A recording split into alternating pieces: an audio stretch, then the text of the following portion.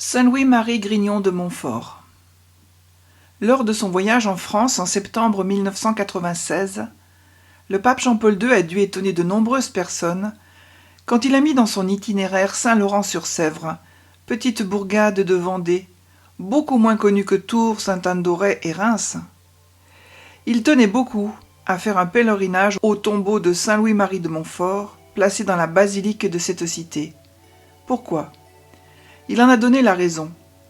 Je dois beaucoup à Saint Louis-Marie de Montfort, car il constitue pour moi une figure de référence significative qui m'a illuminé dans les moments importants de ma vie. Je rends grâce à Dieu pour le rayonnement grandissant de ce saint missionnaire. Mais qui est donc ce saint missionnaire ? Il est né le 31 janvier 1673 à Montfort-sur-Meux, à 25 km à l'ouest de Rennes. Le lendemain, il était baptisé sous le nom de Louis.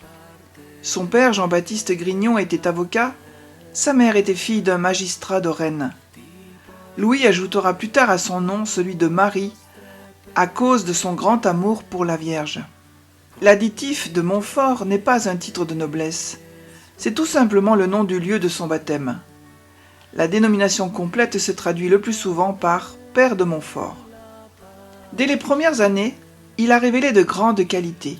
Intelligence vive, piété profonde, attrait très marqué pour la Vierge Marie, facilité de partager ce qu'il apprend au catéchisme avec ses frères et sœurs, ses camarades. Amour très intentionné pour ses parents, sa mère spécialement, car elle est discrète, douce, courageuse pour élever sa nombreuse famille. À 12 ans, il est étudiant au collège des Jésuites, à Rennes. Il se montre brillant élève en philosophie, très consciencieux dans son travail. Il aime perdre du temps pour aider ses frères et sœurs dans leurs études. Sa vie à Rennes va l'ouvrir à un monde qu'il ignorait, celui des pauvres. Guidé par un prêtre, il visite les pauvres dans les hôpitaux. Suivant l'exemple de sa mère, il va secourir ceux qui n'osent pas se montrer. Il découvre dans le collège même des exclus, des marginaux. Il s'ingénie pour les secourir. Conseillé par ses éducateurs, il s'engage dans la congrégation de la Sainte Vierge. C'est une joie pour lui, car il peut éclairer sa foi et sa dévotion envers Marie. C'est sans doute à ce moment qu'il consacre toute sa personne à Jésus par Marie. Il s'engage dans ce chemin spirituel qu'il expérimentera et enseignera plus tard avec toute sa foi et sa vigueur d'apôtre. Dans ces temps de prière, de réflexion, une pensée s'impose à lui. Donner toute sa vie à Dieu et au prochain en étant prêtre. Il a confié cet appel intérieur à ses parents qui en sont très heureux. En septembre 1693, il quitte son pays natal et se dirige à pied vers le séminaire Saint-Sulpice de Paris.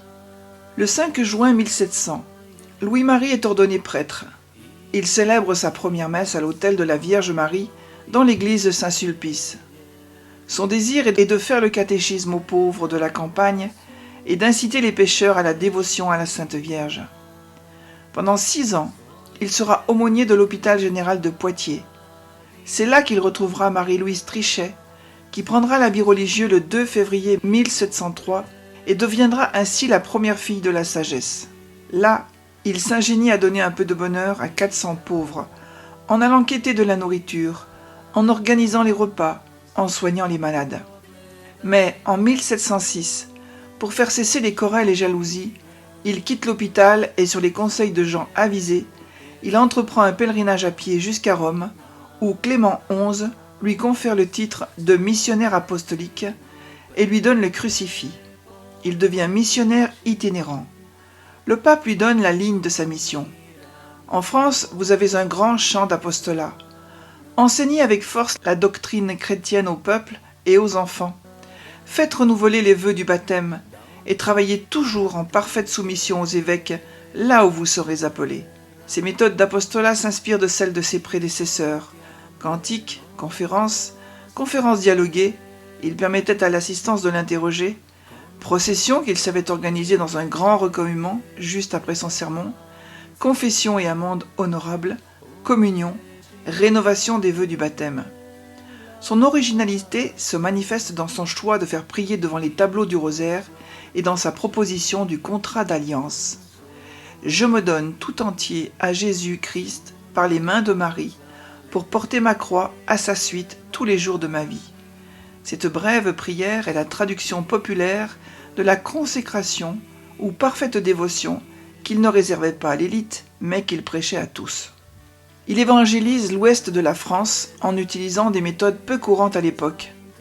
Il se sert de tout ce qui parle au sens pour élever l'âme à Dieu. Images, tableaux, bannières, calvaires, rosaires, mise en scène, cantiques religieux sur des airs profanes. Il fait réciter le rosaire et prêche la vraie dévotion à la Sainte Vierge, son secret consistant à se donner tout entier en esclave d'amour à Jésus par Marie.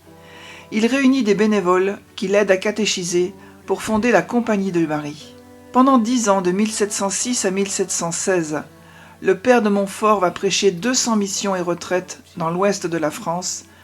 Dans toute sa vie missionnaire, il vit intensément, uni à Jésus et à Marie.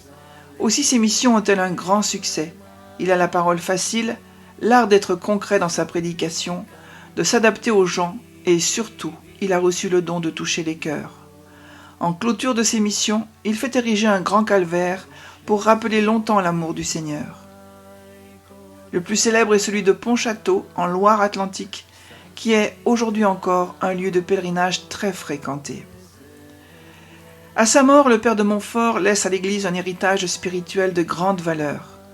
À travers son expérience spirituelle et apostolique et ses écrits, les points forts de sa spiritualité se dégagent. Premièrement, l'amour de Jésus-Christ, sagesse éternelle et incarnée. En contemplant le mystère de l'incarnation, il est émerveillé de l'amour infini d'un Dieu qui se fait homme pour sauver l'homme. Il détaille cet amour dans son premier livre, L'amour de la sagesse éternelle. Pour lui, la sagesse, c'est Jésus-Christ, qu'il désirait, aimait, cherchait sans cesse. Pour la trouver facilement, le meilleur chemin, c'est Marie. Il indique avec force un autre chemin, celui qu'a pris Jésus, la croix. Donner sa vie pour nous, c'est la meilleure preuve de son immense amour. Jamais la croix sans Jésus, ni Jésus sans la croix. Choisir Jésus au milieu des souffrances, c'est l'aimer vraiment, c'est lui donner le chemin d'accès pour faire sa demeure en nous. À l'exemple de saint Paul, il fait de la folie de la croix le pivot de son itinéraire spirituel. Crucifié avec le Christ pour ressusciter avec lui, il rencontre incompréhension et contradiction, même de la part d'évêques, à qui cependant il reste toujours obéissant. Rien ne peut arrêter ce prêtre enflammé qui se voit comme un apôtre marial des derniers temps. Deuxièmement, l'amour universel des hommes. Le père de Montfort reconnaît et aime intensément le Christ, présent dans l'autre. Comment ne pas aimer le prochain? C'est le portrait vivant de Dieu même, c'est un chef-d'œuvre de sa main. C'est un ami que son cœur aime, c'est le frère de Jésus-Christ, c'est le temple du Saint-Esprit. Dans son amour universel des hommes, il privilégie le pauvre. Il est la vivante image de Jésus-Christ, son plus bel héritage. C'est Jésus-Christ même. Troisièmement, l'amour de la Vierge Marie. Il a écrit à la fin de sa vie le traité de la vraie dévotion à Marie. Ce livre, connu dans le monde entier, fait comprendre combien la dévotion à Marie est nécessaire, car elle vient de Dieu même.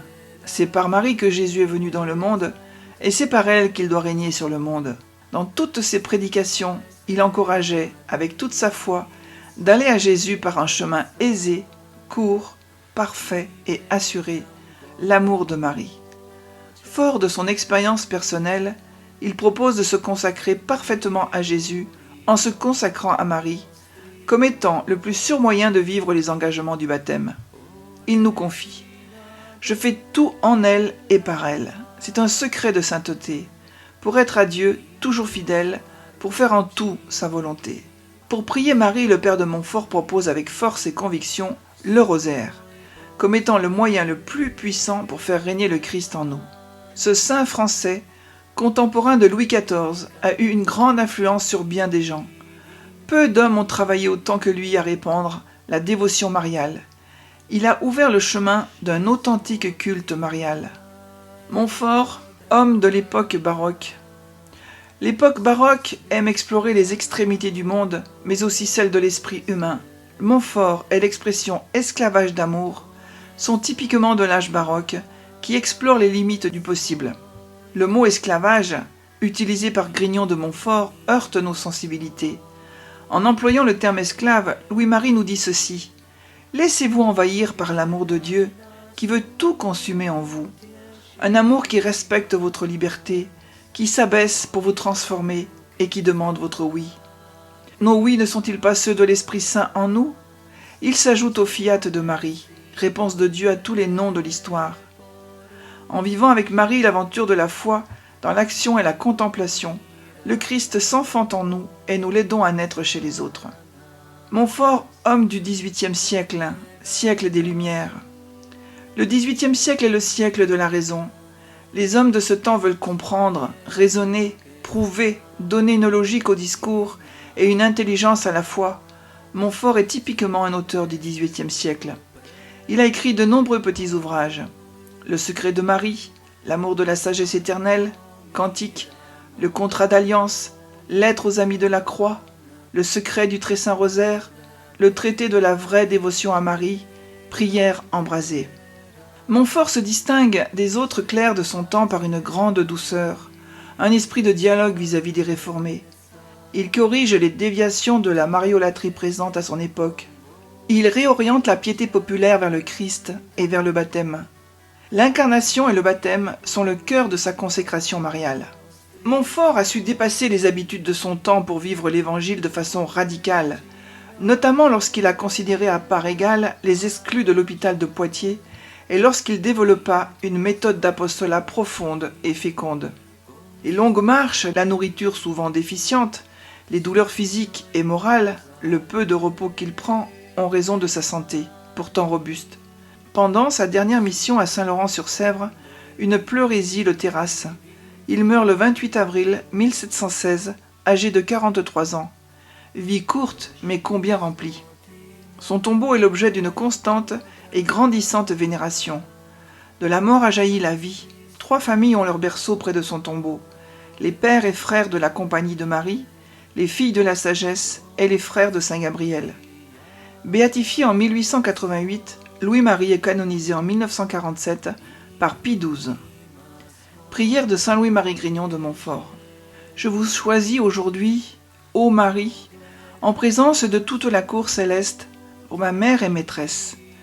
Je vous livre et consacre, en qualité d'esclave, mon corps et mon âme, mes biens intérieurs et extérieurs, et la valeur même de mes bonnes actions, passées, présentes et futures, vous laissant un entier et plein droit de disposer de moi et de tout ce qui m'appartient, sans exception, selon votre bon plaisir, à la plus grande gloire de Dieu, dans le temps et l'éternité.